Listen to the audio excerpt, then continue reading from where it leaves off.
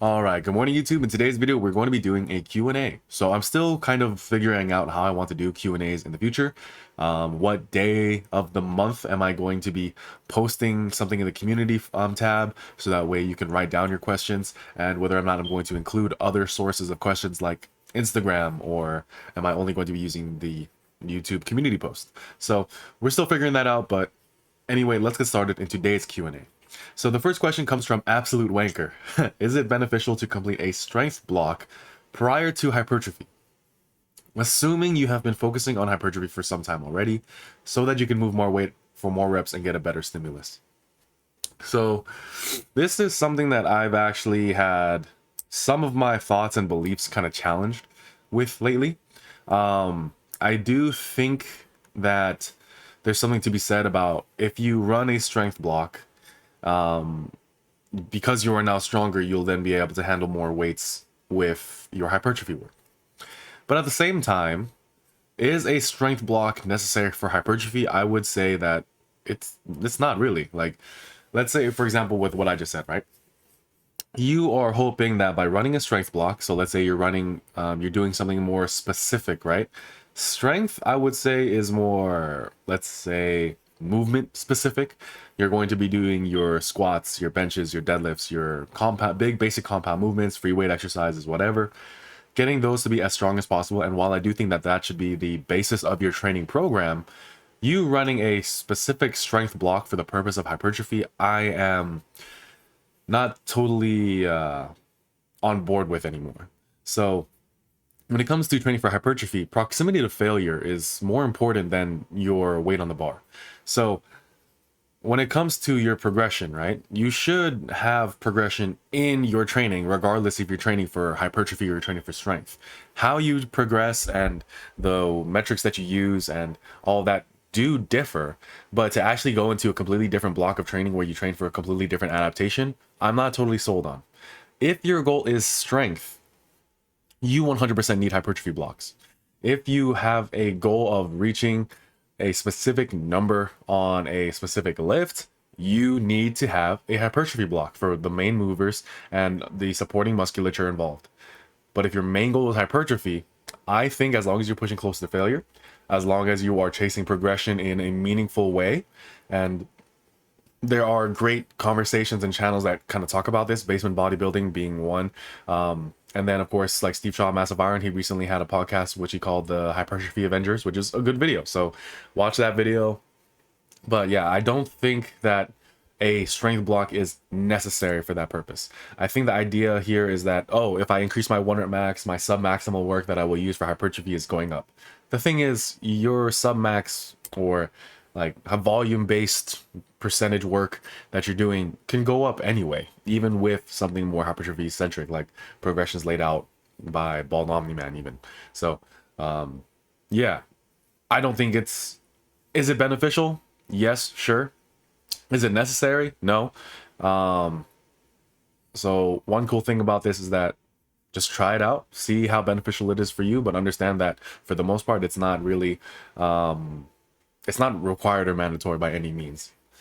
All right, next question comes from Kronk. Hey Kronk, how you been? It's been a while. Yeah, glad to see you back on the channel commenting. Hope you're all right with everything going on. But let's see. I am no longer permitted to do the Valsalva maneuver anymore when lifting. Do you think my expectations and exercise selection change at all with a different breathing technique? I'm going to say no. When it comes to this kind of stuff, I'm not an expert on this, so I'm not saying that my word is law or my word is the final word. But one thing I want to kind of get across with this is the Valsalva maneuver is a great way to maximize the amount of load lifted, but that doesn't necessarily mean it's going to be a one-to-one carryover to things like hypertrophy, right? So, oh, like if you have the thought process of, oh, I'm going to lift more weight, giving my muscles a better stimulus, then I should do everything that I should do everything that I need to do to lift more weight. That kind of thought process is where like a lot of like mishaps can happen. People start changing their form, widening out their grip, changing their stance, lowering the bar on their back, switching to sumo, like all those other things, right? So that lets them get more weight on the bar because they think weight is the only thing that provides a stimulus to the muscle. It's not. You need to make sure that your tonnage, your volume, your exercise selection is actually hitting the target muscle. Your technique is done in a way that maximizes safety and stimulation. And I think breathing, for the most part, is kind of fairly low on that hierarchy if your goal is hypertrophy. Obviously, the Valsalva maneuver is a great way to maximize your overall full body tension, so that way you can have your best strength performance. But it's not like that's 100% necessary if your goals are hypertrophy. I've seen a couple comments floating around from you where, you know, you said that your main goal is hypertrophy. So I think that trying to overthink it essentially with this is going to be more of a detriment, and you thinking that you need to then change your expectations and your exercise selection due to something like that, I think is something you should pump the brakes on. And next question. Monkey bars every day. Really appreciate all your support, man. He's been very active in helping my videos get more exposure, so I really do appreciate you being on the channel. Can you increase your maximum recoverable volume? Can you do it by staying at the same minimum recoverable volume, or do you need to be near MRV? So yeah, this is a very good question. Like I said, increasing your maximum recoverable volume. So there's a lot of things that I have like in my head as far as MRV. First, I'm like fidgeting with something, so sorry. It helps me focus. First, if you are already training at your MRV, I think that it's like, you know, like if you look at like SRA curves or, you know, you recovering and then your baseline goes up and stuff like that, like, you know, the basic stuff that you learned when you explain hypertrophy. I think that there is something to be said about that with MRV. But here's the thing. That doesn't mean, let's say you're a novice, your MRV is 15 sets per muscle group. And then when you become a super advanced person, it's like 60, 70, 80 sets for that muscle group. That's not how it works. Because something that's important to think about when it comes to MRV is your ability to handle intensity increases over time as well. And that does have an effect on your maximum recoverable volume. Your leverages, depending on certain lifts. If you have a super long range of motion bench press, your ability to have your maximum recoverable volume for that movement might be fairly low, because you're just taking your every single rep that you're doing, and of course compounded by the amount of sets that you're doing, is just significantly more difficult than someone else. So when it comes to increasing your maximum recoverable volume, there is a element of that happening over time. The more muscular you get, the more advanced you get, because over time you definitely do need more of a stimulus to get stronger, get bigger, right? We know that. So in a sense, yeah, your maximum recoverable volume has then increased. What you can handle has increased. So what you need to present to your body to force it to grow has increased. So your MRV has increased, right? But then on top of that, it also depends on exercise selection. If you're choosing more, like let's say, you know, poor SFR exercises, like, you know, basic compound barbell lifts, then there's something to be said there too. How much volume can you get from a back squat or even a front squat versus a leg press? I'm sure you can do a shit ton more from leg pressing than you could from squats. At least I can. So that's just an example, right? I don't, and then, yeah, so when it comes to ways to increase it, it will increase naturally over time the bigger and more advanced you get. Your recovery volume is also going to be tempered by the amount of intensity that you can recover from. And then also, one thing that might be useful short term is work capacity. So work capacity is a way that you can actually fit more training into your sessions because you're just fitter. So if you are doing a reasonable amount of cardio, even if it's just like 8 to 15,000 steps a day, or like, you know, 30 minutes of cardio a day or something of that nature, low impact, steady state stuff, that in and of itself can help a lot, doing some sled work even. So when it comes to this question, can you increase your maximum recoverable volume? Yes. Can you do it by staying at minimum recoverable volume, or will you need to be near MRV? I think you will need to be near MRV because you need to present your body stimulus to give it a reason to establish a new baseline. Now, that is something that might get that someone more experienced and more knowledgeable can provide more context on, but that's where I will stop the question there because I'm running out of brain for that one. All right, next question is by Aiden Hickey. So OG to the channel. Let's see. Have you noticed that YouTube fitness is a weird environment, anatomically speaking, or atomically speaking?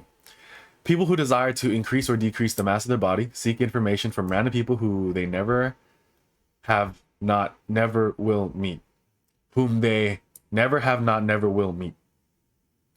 I sometimes wonder how much fitness information would have progressed by now if the internet had been invented, or if YouTube fitness was still just random videos of people lifting weights in gyms and Scooby like it was in 2007.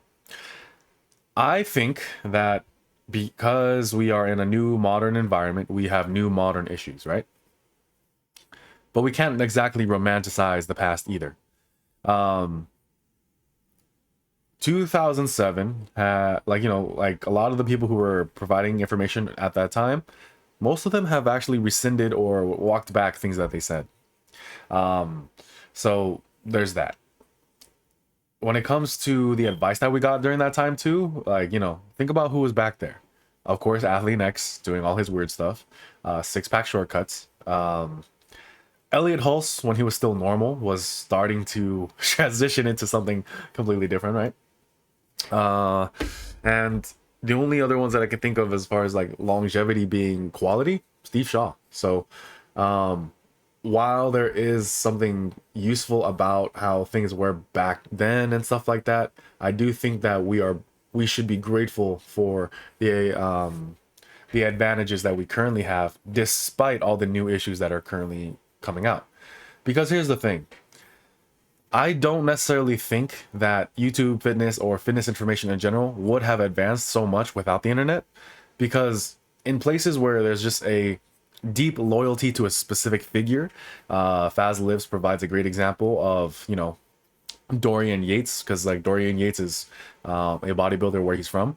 So a lot of people are just doing like, oh, Dorian did it, so I'm going to do it.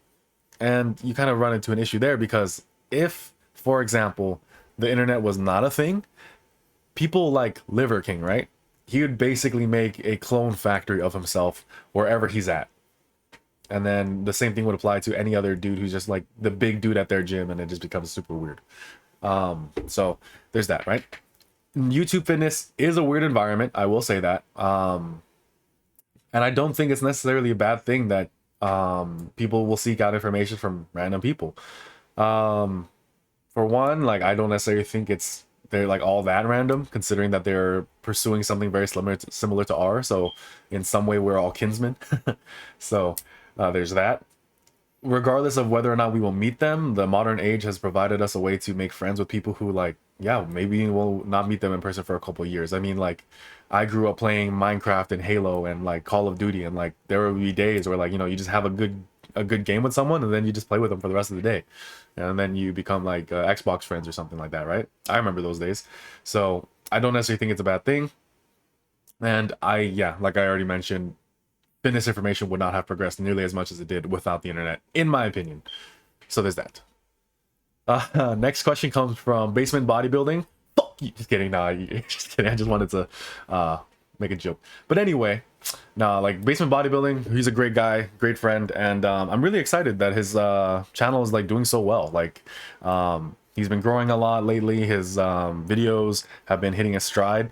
Like me personally, like the success of my channel, obviously it's something I want, but it's not something that I like kind of like, let's say, take personally or identify with or like get jealous of if I see someone else doing really well. Like I'm actually getting very hyped up and very excited to see just how well his channel's doing. Like he puts out great content, it's very thoughtful, and I truly enjoy it.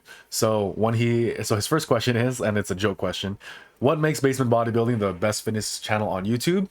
Flannels. If you ever take off your fucking flannel, I swear to God, we're gonna have problems. But his real question is top 5 favorite lifts. Let's see. Bench press, pull-ups and chin-ups, deadlift.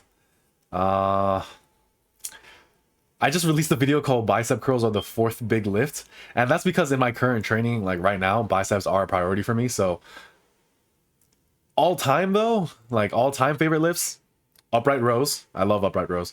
Athlete Next made me take a detour away from them for quite a while. And so let's see. I said bench, chin-ups, deadlift, upright rows. And then out of being responsible, I should mention something for legs, but it's not like I really do legs anyway. So seated cable row.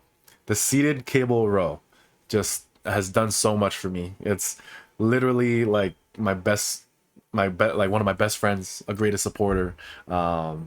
It's my rock and foundation. The seated cable row is just a wonderful machine. I don't care what people say about the biomechanics and how simple and whatever. Like, that thing is just fucking amazing.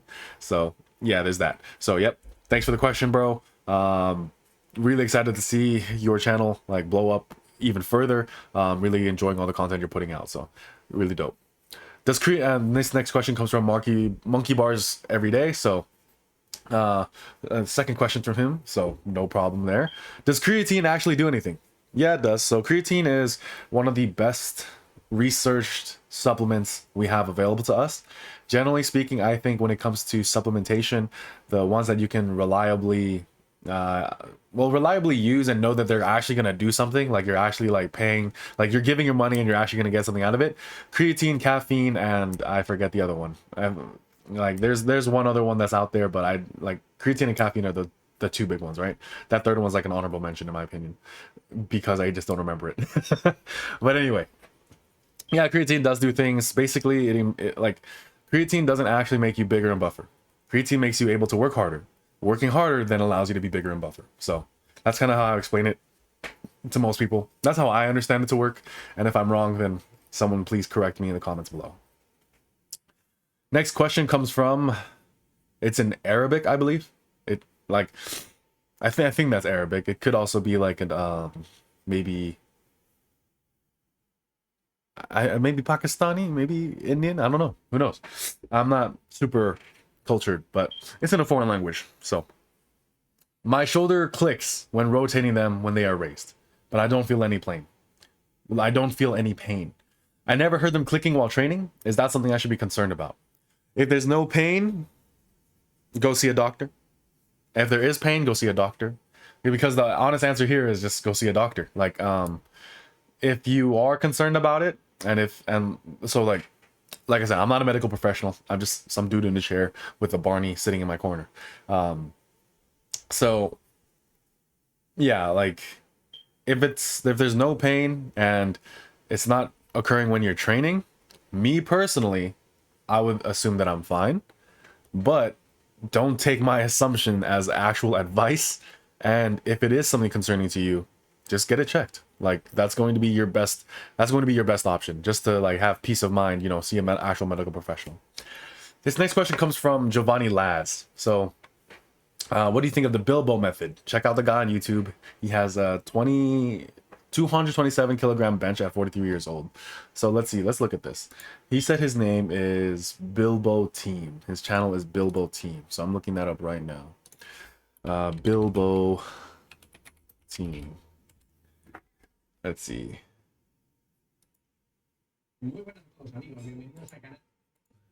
He speaks Spanish, so I'm gonna have to get my girlfriend to translate. Yeah, it looks like, I mean, here's the thing, like if you are natural and you just train hard for years on end, yeah, I'm sure you can like hit good things. But I haven't, so unfortunately by the time of this recording, I haven't like spent too much time like actually like doing it. But let's see, he's been training for 20 plus years. That already by itself is already going to be like incredible, because if you train for that long and you are intelligent with your lifting, you know, for you to train 20 plus years, you need to become pretty intelligent when it comes to training, because it's very difficult for people to stick to something for 20 years but not actually see tangible progress or not be like just maintaining. But it doesn't look like that's the case with this guy, because he's still like, you know, trying to get stronger and everything like that. So that's good. He worked in construction in his teens. If I have any questions, I can ask you, so I appreciate that. There's only one video in English explaining his golden method, so if you could send that to me or write that down in the comments, I'd appreciate that. He trains high reps 15 to 50 year round to build up his strength. Hope you dig into his method. Is amazing. So I do think that a wide variety of rep ranges is very useful. It's something that my coach Paz Lifts has put me on very recently. I have a video coming out on this, but you know that idea of like optimal rep ranges and hypertrophy rep ranges. There's a graph saying that most of your work should be done, let's say in the 5 to 12 range. I actually think that's pretty shite advice, because, you know, unnecessarily applying a black and white kind of thinking over every single exercise as if all exercises are equal is not really recommended, or at least not something I recommend. On top of that, there is a reason why you want muscle failure to occur in higher rep ranges, in my opinion, for certain lifts. If you just go as heavy as you possibly can on something like a tricep extension, yes, the muscular fibers of your triceps are going to fire off and be used earlier and hit failure earlier than they would if you did a set of 30. But here's the problem. The tendon and the connective tissues will also be put under that stress as well. If you were to do something like a set of 15 to 30 with something like a tricep extension, your joints and ligaments will more than likely be able to handle that load. But then, because you're hitting failure in those higher rep ranges, you're getting an appreciable amount and a very similar amount of hypertrophy. There is no hypertrophic benefit to training from doing from 5s to 8s versus 8 to 12. There's no difference between the two from a hypertrophy standpoint. But from a practical standpoint, from how your body will feel, from your recovery, from your joints and connective tissues, I think that's where that difference shows up. And maybe even, like, of course, nervous system issues or considerations, but that's a bit outside my wheelhouse. So training high rep year round, I think, is probably a good thing. Like, there's a reason why Alexander Bromley likes to recommend volumizing, because when you start transitioning into more specific styles of training, all of that work will benefit you and potentiate you for better strength outcomes. So there's that.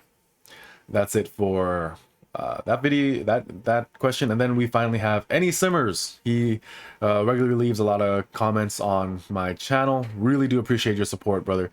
So thank you for that. Okay. Favorite anime. There's a couple that come to mind. I know it's cheating, but, like, I'm going to give, because I like each of them for different reasons. I'm a huge One Piece fan. I am caught up on One Piece.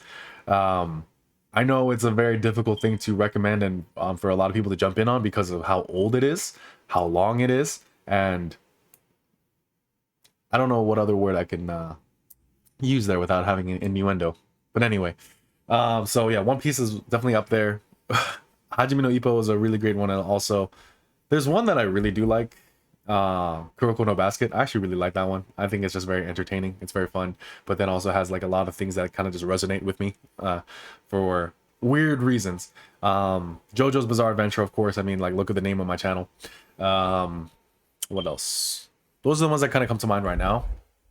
But, and of course Dragon Ball, but Dragon Ball kind of transcends anime, so that's why usually when people ask me my favorite anime, I usually don't mention Dragon Ball just because it's so much bigger than that. But yeah, those are something of my top 5, like an amalgam of it. US or UK English? I mean, I was born and raised in the United States, so I'm gonna have to go with US English. I think it's called English Simplified, but you know, whatever. And then real maple syrup or fake American trash maple syrup. So, all right, here's another thing. I was in the military for 4 years. A lot of the times, a lot of what we do is actually based off you like more like, I don't know, NATO English, with whatever you want to fucking call it. But, like, yeah, you would, like, some things would be spelled a bit differently. So some, like, there would be a bit of a contention. So I worked in human resources. So when I was, like, typing up awards, some commanders and chain of commands would be like, no, you have to spell it like this. So, for example, color in America is COLOR. And then in UK or whatever more traditional speaking English nations, it's COLOUR. And then I think gray in England is spelled with an E. Here it's spelled with an A. So sometimes, like, depending on your chain of command, they want it to be spelled a specific kind of way, which was really weird. But anyway, real maple syrup or fake American trash maple syrup? Real maple syrup, of course. The thing is, though, when it comes to real maple syrup, this is where you kind of have to be careful, at least from a dietary perspective. If you are doing something like protein French toast, you're probably going to need to use that trash American 0-calorie stuff to kind of justify it being in your diet. But if you treat those kinds of breakfast foods and all that kind of stuff as, like, you know, a treat every now and then of course, yeah, have real maple syrup. A whole conversation did happen as a result of this question, though, from between Basement Bodybuilding and, like, some other people within the comment itself. But Here's a follow-up. Maple syrup stored in the pantry or the fridge. If you store your syrup in the fridge, you're actually wild.